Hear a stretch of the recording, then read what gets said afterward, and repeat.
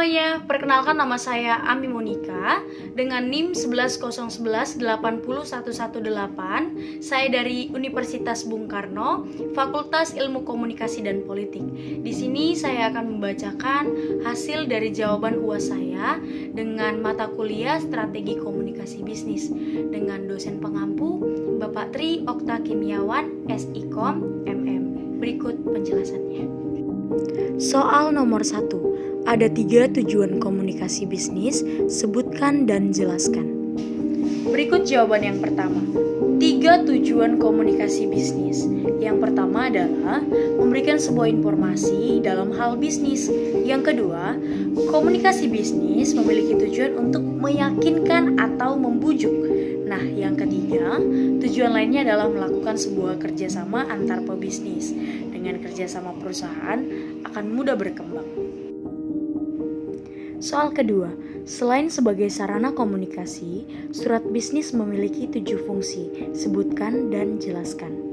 Berikut jawaban nomor 2. Selain sebagai sarana komunikasi, surat bisnis memiliki berbagai fungsi. Yang pertama, surat bisnis berfungsi sebagai wakil atau duta bagi pengiriman surat. Dalam kaitannya, dalam dunia bisnis, surat bisnis berfungsi untuk membawa pesan bisnis pengiriman pesan ke dalam pihak lain. 2. Alat untuk menyimpan pemberitahuan, permintaan, atau permohonan. Yang ketiga, alat bukti tertulis, dokumen tertulis. Misalnya, surat perjanjian jual beli, surat perintah kerja, surat kerjasama. Yang keempat, alat untuk mengingat, misalnya surat bisnis yang diarsipkan pada AAT, dibutuhkan surat-surat tersebut dapat dilihat dan dicetak kembali untuk mengingat sebagai kegiatan yang telah dilakukan masa lalu atau sebelumnya. Yang kelima, bukti sejarah atau historis. Yang keenam, pedoman kerja, misalnya surat keputusan dan surat perintah. Yang ketujuh, memiliki media promosi bagai pengiriman surat. Soal ketiga, sebutkan dan jelaskan 13 contoh surat bisnis. Berikut jawaban nomor 3. Ada 13 contoh-contoh surat bisnis. Yang pertama, surat pemesanan.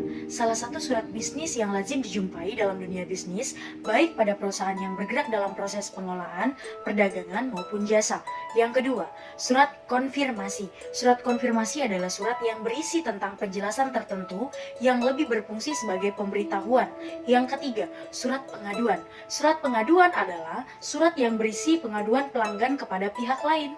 Yang keempat, surat permintaan informasi, surat yang dikirimkan oleh seseorang, kelompok, atau lembaga untuk meminta berbagai informasi penting kepada pihak lain, baik perseorangan maupun lembaga. Yang kelima, surat ucapan selamat, surat yang dikirimkan oleh perseorangan, kelompok maupun lembaga. Yang keenam, surat pemberitahuan, surat yang dibuat oleh perseorangan, kelompok maupun lembaga. Yang ketujuh, surat penagihan. Penagihan dalam dunia bisnis terjadi ketika seseorang atau organisasi tidak dapat memenuhi kewajiban atau hutangnya. Yang kedelapan, surat peringatan. Surat yang ditulis oleh seseorang atau organisasi yang ditunjuk kepada pihak lain, baik seseorang maupun organisasi.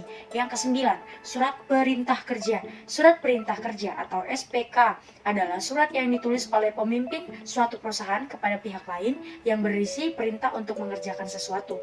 Yang ke-10, surat pengumuman. Surat yang digunakan oleh seseorang atau organisasi untuk mengumumkan sesuatu kepada pihak baik maupun organisasi yang dilakukan.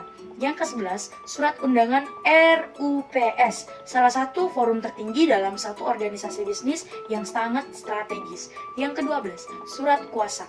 Surat kuasa pelimpah kekuasaan yang dilakukan oleh kedua belah pihak, yaitu pihak yang pertama, orang yang memberikan kuasa kepada pihak lain sebagai orang yang menerima kuasa. Yang ke-13, surat perjanjian. Surat yang berisi suatu perjanjian yang dilakukan antara pihak yang satu dengan pihak lain. Soal nomor 4, menurut Case, ada 3 tahapan penting dalam bernegosiasi. Ada 3 tahap penting dalam bernegosiasi. Yang pertama, tahap perencanaan. Negosiasi membutuhkan 3 tujuan utama, yaitu merencanakan sasaran negosiasi dan memperjelas proses negosiasi. Sasaran negosiasi adalah hasil yang diharapkan dalam bernegosiasi.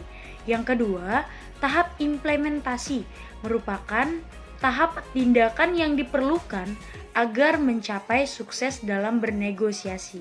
Yang ketiga, tahap peninjauan. Tahap ini merupakan tahap setelah berlangsungnya suatu proses bernegosiasi. Terima kasih.